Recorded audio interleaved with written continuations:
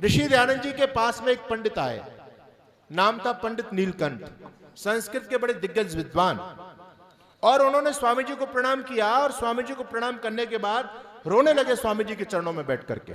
ऋषि दयानंद ने पूछा क्या बात है, आप रोते क्यों हैं? तो उन्होंने कहा स्वामी जी महाराज मैं क्या बताऊं, मेरी बड़ी दुर्गति हुई। स्वामी जी ने पूछा कैसी दुर्गति हुई आपकी?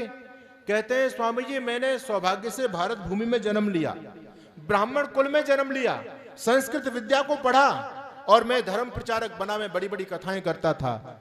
लेकिन मेरे जीवन में एक मोड़ आया, मेरी कथा चल रही थी और मेरी कथा के अंदर एक पादरी साहब आए।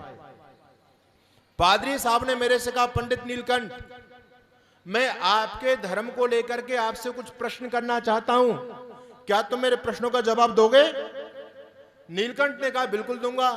बोले ऐसे नहीं, पहले शर्त लगेगी, यदि तुमने मेरे प्रश्नों का जवाब दे दिया तो मैं आज ही अपनी क्रिश्चियनिटी को छोड़ करके सनातन धर्म स्वीकार कर लूंगा। यदि तुम मेरे प्रश्नों का जवाब नहीं दे पाते हो तो तुमको अपना सनातन धर्म छोड़ करके ईसाईयत स्वीकार करनी पड़ेगी। बोलो मंजूर है या नहीं? शर्त लग गई, बात मंजूर की गई। माताओं बहनों सज्जनों, अब सुनो वो फादर क्या कह रहा है। कहता है मैं आपसे बहुत लंबी चौड़ी व्याख्या नहीं पूछूंगा, हाँ और ना में केवल मेरे प्रश्नों का जवाब देना है। उसने पूछा क्या पूछते हो? तो कहता है कृष्ण ने अपनी मामी राधा के साथ में व्यभिचार किया। सुनो बात, ध्यान से सुनो, राधे राधे बहुत कहते हो आप लोग, है ना? राधे राधे राधे राधे। क्या कह रहा है व्यक्ति? कृष्ण ने अपनी मामी राधा के साथ में दुराचार किया, दासी कुब्जा के साथ भी किया। कहां लिखा है जी? भागवत पढ़ लो और ब्रह्म वैवर्त पुराण पढ़ लो। अनेक गोपियों के साथ में रंगरेलियां मनाई उसने। ब्रह्मा जी ने अपनी दोनों पुत्रियों के साथ में दुराचार किया, आप सबने कहानी सुनी होगी। गौतम ऋषि की पत्नी अहल्या के साथ में इंद्र ने दुराचार किया, सबने कहानी सुन रखी होगी। सुनिए नहीं सुनिए? अब वो कहता है कि इन प्रश्नों का तुम्हारे पास क्या जवाब है, हां या ना, ऐसा हुआ या नहीं हुआ? अब पंडित नीलकंठ क्या जवाब दें? भाई उन पुराणों को तो वो प्रमाण मानते हैं, कैसे मना करें? पंडित नीलकंठ की बोलती बंद। उसने कहा पंडित जी जवाब दीजिए। पंडित नीलकंठ की गर्दन नीचे, जवाब क्या दें? फादर ने कहा कोई बात नहीं, जवाब नहीं दे रहे हो तो आप धर्म परिवर्तन करो। धर्म परिवर्तन हुआ बंधुओं। नीलकंठ अकेला ईसाई नहीं बना, पूरा परिवार, पूरी शिष्य मंडली ईसाई बनी। हजारों की संख्या में लोगों ने धर्म परिवर्तन किया, ईसाई बने। आज पंडित नीलकंठ ऋषि दयानंद के चरणों में बैठ करके प्रायश्चित कर रहा है। आज रोता है ऋषि के चरणों में और कहता है स्वामी जी काश यदि उस समय आपका प्रादुर्भाव हो गया होता, आपका चिंतन मुझे मिल गया होता, आर्य समाज की स्थापना आपने कर दी होती, मेरी दुर्गति नहीं हुई होती। स्वामी जी ये तो सबसे पहले आपने आकर के हमको बताया कि तुम्हारे धर्म ग्रंथों में जो कुछ भी लिखा है सब कुछ ठीक नहीं है, बहुत बड़े पैमाने पर मिलावट है। ये तो आपने कहने का साहस किया। स्वामी जी यदि आप मुझे पहले मिल गए होते ना तो मैं विधर्मियों के सारे प्रश्नों का जवाब एक ही पंक्ति में दे देता और मैं कह देता कि जो जो आरोप तुमने हमारे महापुरुषों पर लगाए हैं ऐसा कोई भी कर्म हमारे महापुरुषों ने नहीं किया। ना तो कृष्ण ने राधा के साथ में दुराचार किया, ना ब्रह्मा जी ने अपनी दोनों पुत्रियों के साथ में किया, ना इंद्र ने अहिल्या के साथ में दुराचार किया। ये सारे मिथ्या झूठे आरोप हैं। आर्य समाज करता अपने महापुरुषों का सम्मान। बंधुओं देवी और सज्जनों निवेदन है मेरा, यदि बचना चाहते हो तो देखो विधर्मियों की चाल को सुनो। दो उदाहरण मैं आपको दे रहा हूं। बाइबल आप लोगों ने नहीं पढ़ी होगी, बाइबल का उत्पत्ति विषय क्या लिखा है? लूथ ने अपनी दोनों पुत्रियों को गर्भवती किया, बाइबल में लिखा हुआ है। लूथ उनका देवता, ईसाइयों का। अब इन ईसाई मिशनरी के लोगों ने सोचा कि भैया हमारी लुटिया तो डूबी पड़ी है, हमारा गुरु ऐसा, हमारा देवता ऐसा, और भारत में तो बड़ा सम्मान है स्त्री का, बहन बेटी को कोई गलत दृष्टि से कैसे देख सकता है? तो उन्होंने सोचा कि जब हम बाइबल का प्रचार करेंगे तो ये हिंदू हमको बोलने नहीं देंगे, तो क्या किया जाए? इन्होंने फिर मिलावट की।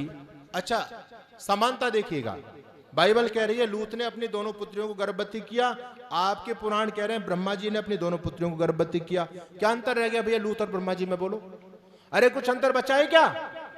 ये कितना बड़ा फेक है, कितनी बड़ी झूठ है, कितनी बड़ी चाल है हमारे धर्म के प्रति, जिससे हम उनके सामने खड़े नहीं हो सकते। क्योंकि जिसका खुद का घर शीशा का होता है वो दूसरे के घर पर पत्थर नहीं फेंक सकता, याद रखिए। इसलिए इन लोगों ने हम इनके सामने कुछ बोल नहीं पाए, इसलिए आपके महापुरुषों को टारगेट किया। आगे चलिए, अभी कुछ समय पहले बवाल हुआ देश में, नुपुर शर्मा ने एक बयान दे दिया था और उस बयान को लेकर के 58 देशों में खलबली मच गई। सर तन से जुदा का नारा लग गया पूरी दुनिया में, और कितने लोगों के सर तन से जुदा कर भी दिए उन लोगों ने।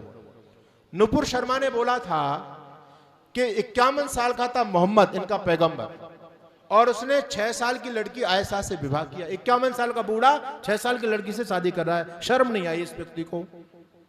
अब ये बात तो सत्य है, एक तरफ उनको भी देखो और अपने आप को भी देखो, ये बात सत्य है, लेकिन आज के सामाजिक परिदृश्य में गंदी बात है।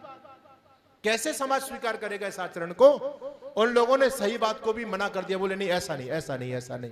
दूसरी तरफ हम बेवकूफ हैं कि हरे कृष्ण पर कोई आरोप लगा देता है हम उनको सही मानते हैं, है ना, शिव जी पर लगा दिया हम सही मानते हैं। हमारी बुद्धि कहां है और उनकी बुद्धि कहां है? तो उन लोगों ने देखा कि भैया कि ये बात तो सही है, लेकिन उन्होंने मना कर दिया। अब उन्होंने सोचा कि भारत में तो काम करना है, कैसे बात बनेगी? अब देखो, जब ये विवाद उठा था ना पैगंबर का और आयशा का, उस समय बहुत सारे टीवी चैनलों पर डिबेट चली, और हमारे धर्मगुरुओं से पूछा गया कि तुम्हारे धर्म ग्रंथों में लिखा है कि जब भगवान राम का विवाह हुआ तो सीता जी की उम्र भी 6 साल की थी या नहीं? बहुत से व्यास कह रहे हैं हाँ जी हाँ सही बात है, हमारी सीता जी की उम्र भी 6 साल की थी। अच्छा बताओ फिर क्या अंतर रह गया भैया? मैंने ऋतंभरा को सुना, साध्वी ऋतंभरा बड़ी बड़ी कथाकार है, राम कथा करती है, लाखों की भीड़ इकट्ठी होती है। जब सीता स्वयंवर हो रहा है, माँ भगवती सीता भगवान राम को माला डालने जा रही है, उनकी माताजी भी साथ में, बेटी के साथ में, है ना? तो अब माताजी क्या कह रही है? झुक जइयो तनिक रघुवीर लली मेरी छोटी सी। सुना होगा आप लोगों ने। क्या दिमाग में गोबर भरा पड़ा है? कैसे विधर्मियों से टकराओगे? बोलो, तुम बाल विवाह का समर्थन कर रहे हो या नहीं कर रहे हो? फिर आयशा और तुम्हारी सीता जी में क्या अंतर रह गया? कोई सोचने के लिए तैयार नहीं। यार समाज बुद्धि को खोलता है, उसके पीछे पड़ते जी खंडन कर रहे हैं। अरे हम खंडन नहीं करेंगे तो तुम विधर्मियों के सामने कैसे टिक पाओगे? बताओ तो सही। तुम चोर जार शिखामणि कृष्ण को लेकर के क्या विधर्मियों के सामने टिक पाओगे? आपकी पीढ़ियां बचने वाली नहीं है यदि यही सिलसिला चलता रहा तो। मेरे सामने एक बेटी आई, अभी मैं राजस्थान की बात बता रहा हूं आपको, और मैं खत्म कर रहा हूं, बस 5 मिनट मेरे पास में बची हैं, ध्यान से सुनना बात को। उस बहन ने मेरे से कॉलेज की बात है, मेरी स्पीच हुई, और उसके बाद एक लड़की आती है, कहती है स्वामी जी मैं आपसे कुछ प्रश्न करना चाहती हूँ। मैंने कहा करो, क्या प्रश्न है आपका? कहती है कि आप मेरे प्रश्नों का जवाब दे पाओगे? अरे मैंने कहा तू प्रश्न तो करते रहे, क्या प्रश्न है भाई? मेरा जितना ज्ञान है मैं दूंगा। कहती है मैंने बहुत सारे धर्मगुरुओं से पूछा है, सब लीपापोती करते हैं, कोई जवाब नहीं देता। तो मैंने कहा मेरी बहन तेरे प्रश्न क्या है, बोल तो सही। अब उसके प्रश्न सुनिए। उसने मेरे से कहा स्वामी जी ये बताओ कृष्ण की पत्नी का क्या नाम था? क्या नाम था मैं आपसे पूछ रहा हूं? रुक्मणी था। बोलिए राधा जी कौन थी? राधा जी कौन थी? पत्नी तो रुक्मणी थी, राधा जी कौन थी? मैंने बोला, मैं थोड़ा सा मुस्कुराया, उसने कहा राधा जी कृष्ण की प्रेमिका तो थी, लवर थी कृष्ण की। अब स्वामी जी मुझे आप ये बताओ कि जो व्यक्ति अपनी पत्नी के होते सोते प्रेमिका को साथ में रखता हो, क्या उस व्यक्ति का आचरण सही है? क्या उस व्यक्ति को पूजना चाहिए क्या? और केवल कृष्ण ने राधा को ही नहीं, गंगा के साथ में, कुब्जा के साथ में।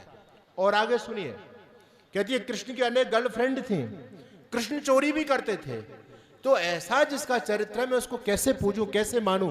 कहती है मैं हिंदू परिवार में पैदा हुई हूं, मैं कृष्ण को नहीं मानती, लेकिन मैं जब घर में कहती हूं तो घर वाले मेरे ऊपर चढ़ बैठते हैं। अरे तू नास्तिक कहां से पैदा हो गई? मेरे प्रश्नों का जवाब कोई नहीं देता, मेरी जिज्ञासाओं को शांत कोई नहीं करता, मुझे दबाते हैं, मैं हृदय से कृष्ण को स्वीकार नहीं करती।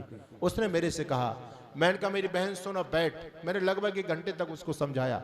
मैंने कहा तेने जो पहला आरोप लगाया कि कृष्ण ने राधा कृष्ण की प्रेमिका थी, मैंने कहा सुनो, और आपको भी नई बात बता रहा हूं मैं, राधा नाम की महिला कृष्ण जी के जीवन काल में कोई भी नहीं हुई। ये बिल्कुल फेक है, बिल्कुल झूठ है, झूठा इतिहास है सारा का सारा। आप कहते हैं राधा कृष्ण की मामी थी, गलत है। कहां लिखा है? ब्रह्मवैवर्त पुराण में लिखा हुआ है। महाभारत में तो कहीं राधा का प्रसंग है ही नहीं। एक जगह राधा आता है, वो भी केवल किसके लिए? कर्ण की मां के लिए। कर्ण को राधे कहा जाता है। अब ये जो बीमारी कृष्ण के साथ लगी हुई है ना, इसका उत्पत्ति कहां से होती है? ब्रह्मवैवर्त पुराण से। ब्रह्मवैवर्त पुराण पूरा फर्जी, मुगल कालीन सबसे नया पुराण है ना?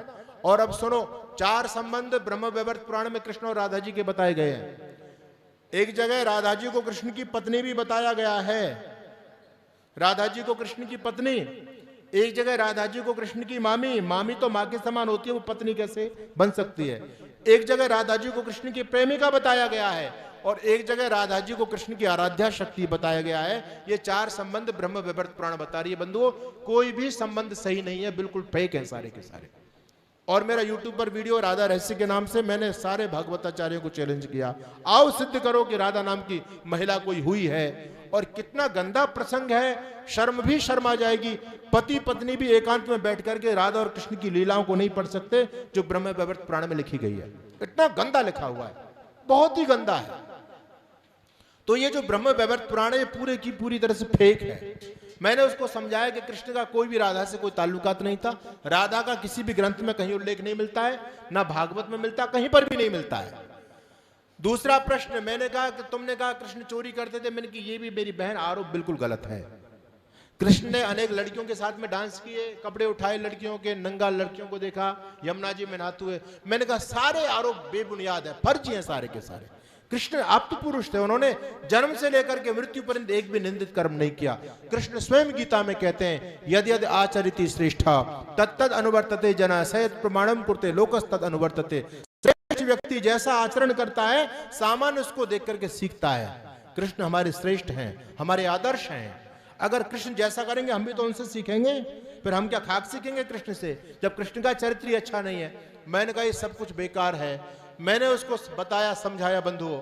1 घंटे के बाद में उसने प्रणाम किया, कहती है स्वामी जी महाराज आज वास्तव में कृष्ण के प्रति मेरे हृदय में श्रद्धा पैदा हुई है, आज मैं आपको प्रणाम करती हूँ। मैंने कहा ये ऋषि दयानंद का कमाल है, मेरा नहीं है, ऋषि दयानंद का चिंतन है। लोगों ने तो कृष्ण को पता नहीं क्या क्या बना दिया।